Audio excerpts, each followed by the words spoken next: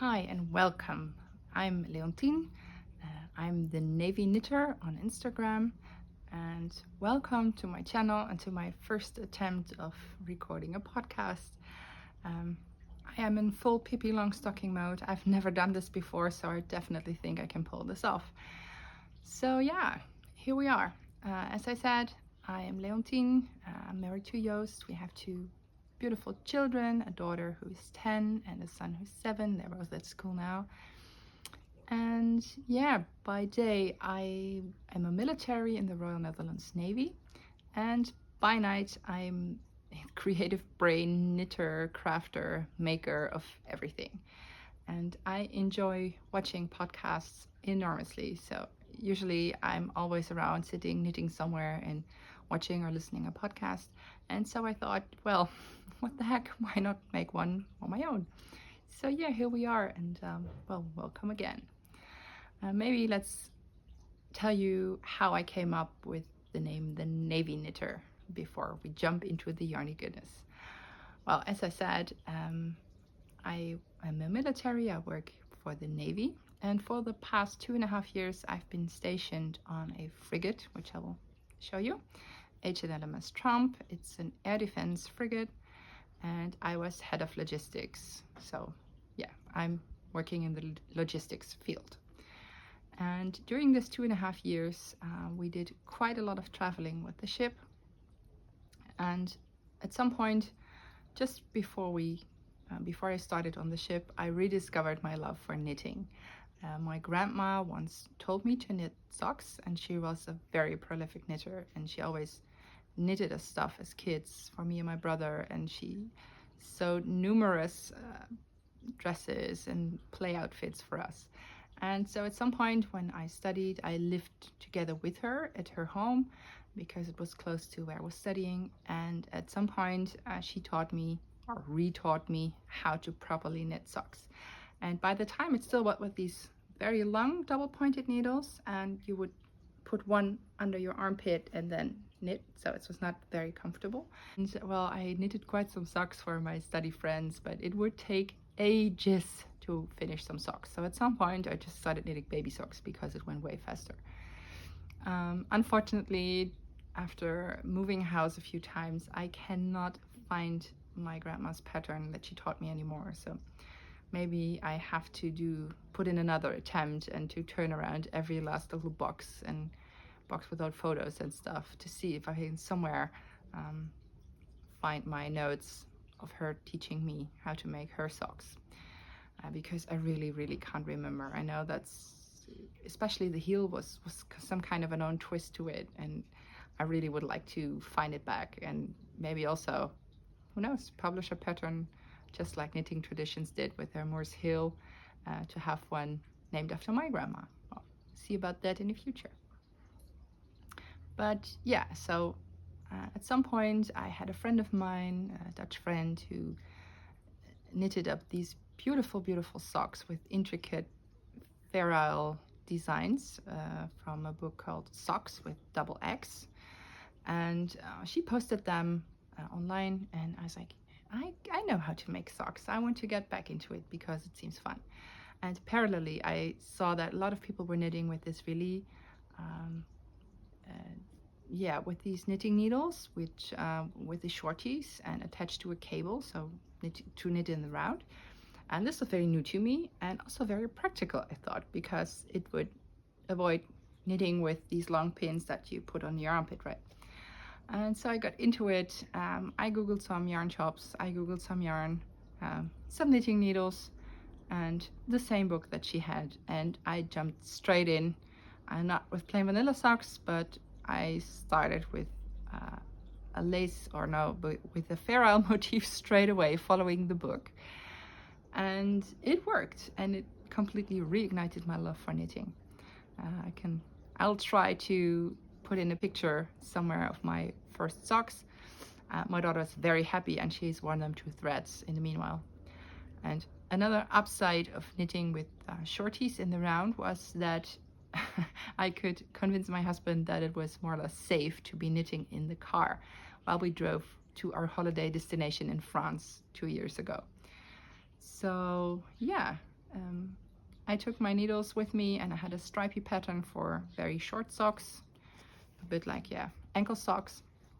And it was in a, of course, navy design. It's a theme here with white and blue stripes and a brownish beigey cuff. And yeah, by the time we came back from holiday after a few weeks, I had my very first pair of shorties ready. Funny story, actually, I did not yet know, and it was not clearly described in the pattern, that it's better to do the cuffs with a smaller needle. So I did knit it. They did fit, but they just, well, came loose of my foot every time I wore them. So I could only wear them while sitting on the couch watching TV. So I took them back to the same holiday place we went to this year and did a little sock surgery and just took off the cuff and knitted it again with a smaller needle. And now they're the most perfect socks. Well, yeah. So my idea was to take you along on a journey of all the harbors we went to, show you some pictures of it, maybe tell you something what we did there, and show you the yarn I bought and the project that I bought, because every time I tried to not only find some yarn shops but also buy local yarn to the place I was, and if it was possible also find a pattern by the same, well, indie dyer or from the same yarn company, so that I would have a knitted souvenir from the place we went to.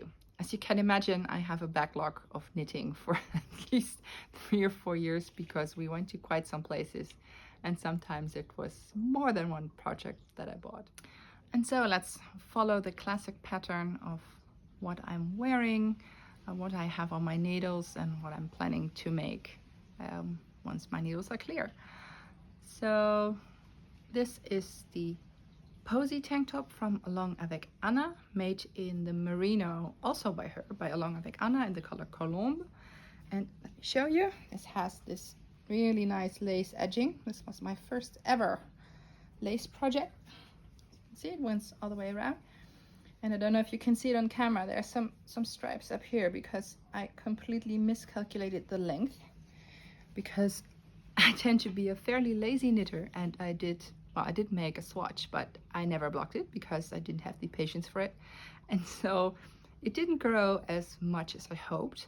So at some point I just took all my courage and a pair of scissors and I just cut away the bottom part and knitted some extra 5 or 6 centimeters into it.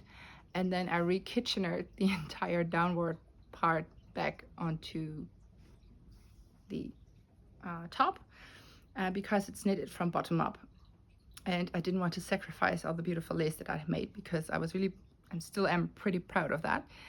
And yeah, it's this one.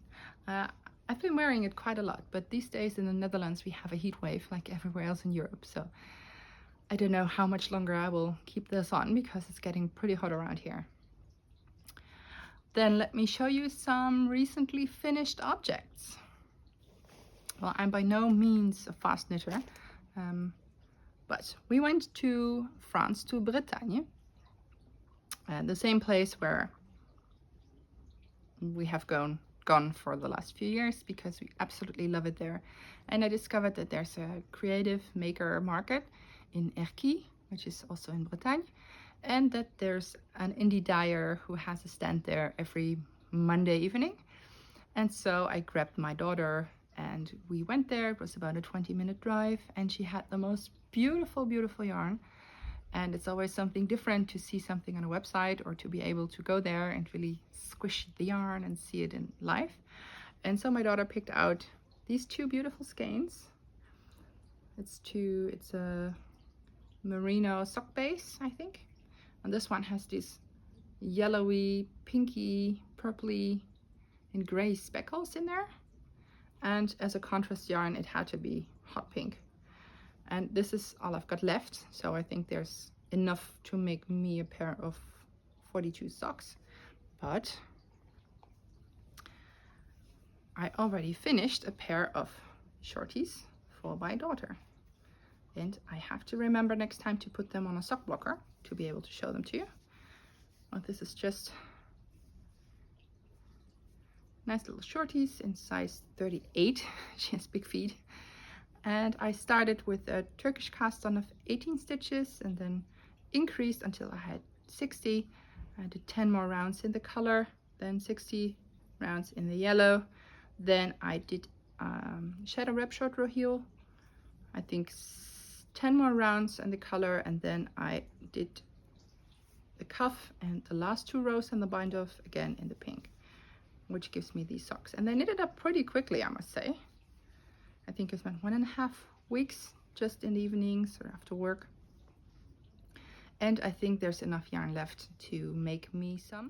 I want to make the Hazel Shorties by Ducati. That's a German designer.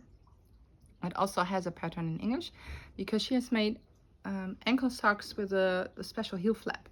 And usually I like to knit my socks from the toe up, but this one is cuffed down. And I really want to make that special heel construction where you have like this little tab which comes out of your sneakers. So I'm excited to cast that on. And then I finished 2 Sophie scarves. This one is made, I don't have the ball band anymore, but this is made in some greenish cashmere yarn. It has like 15% cashmere or something, which I bought online, and I cannot remember the brand. It's this one, and this will be a birthday gift for a friend, and I hope she likes it. I hope she doesn't watch it or gets the clue that it's for her. And I also finished one, a larger one, and this one is, I would say, between a scarf and a shawl.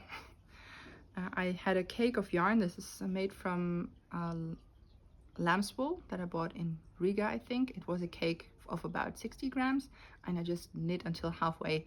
Had the small scales with me, and sometimes I checked, and when I was at about 30 grams to go, I just started the decreases, and now I have this pretty shawl. It's, I must say, pretty rustic. I've bathed it 2 times already and blocked it, but it hasn't gotten really soft, so I hope it will soften up with wear because I really like it and I really like the color. And then I have, well, 2 secret projects that I cannot yet show you. I'm taking part in a swap. It's a Dutch swap, the Doekjes swap, and you make little towelettes or little, well, square, what you'd say, towels, or yeah, how else do you call it? Doekjes, little cloths. And well, it's done via Instagram, and I got a match, and I got a mood board from that person and what that person likes, and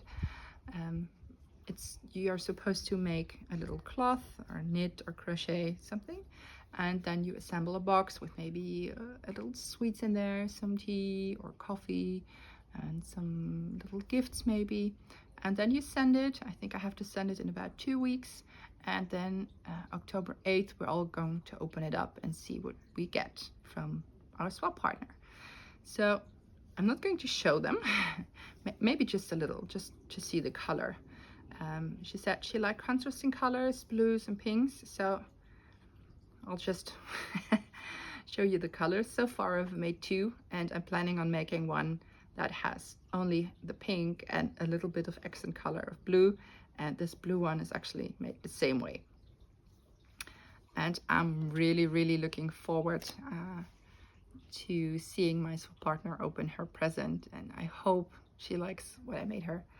But it was a nice thing. I don't actually knit a lot with cotton, more into the woolies and rustic yarns. But yeah, for summer, and especially with this heat, it was pretty nice to be knitting on some cotton. And then what else I've got on my needles? Well, this is one of my summer project bags. Yes, I'm a person who has summer and winter project bags, and it's not uncommon for me to, when I want to cast on something new, to first start off by making a whole new project bag that goes with the project, because yeah, I also like sewing. So this one I made about, I think, 2 years ago with this leather strap, and it's made from the pattern from the field bag from Fringe.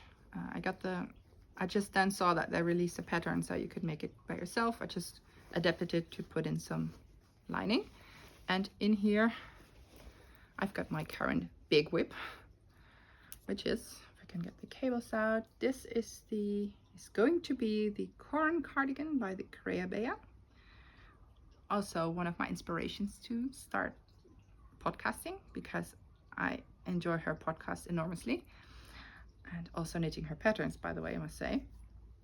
So this is how far I got sew, and you see that I have this little tab on here. I tend to not want to take the paper pattern with me everywhere, even if it's somewhere down in my project bag. But this pattern has a 4-row repeat, and I then just take this little piece of vegan leather and mark down the stitch repeat for each row, and I attach it like this, so I can always have a look at my cheat sheet without having to take out all the paperwork and the pattern and having it fly away. And the best thing about it is I try to do this with paper, but it tends to rip because, yeah, I'm not the most careful with my whips, I must say. And this doesn't rip because it's the vegan leather thing.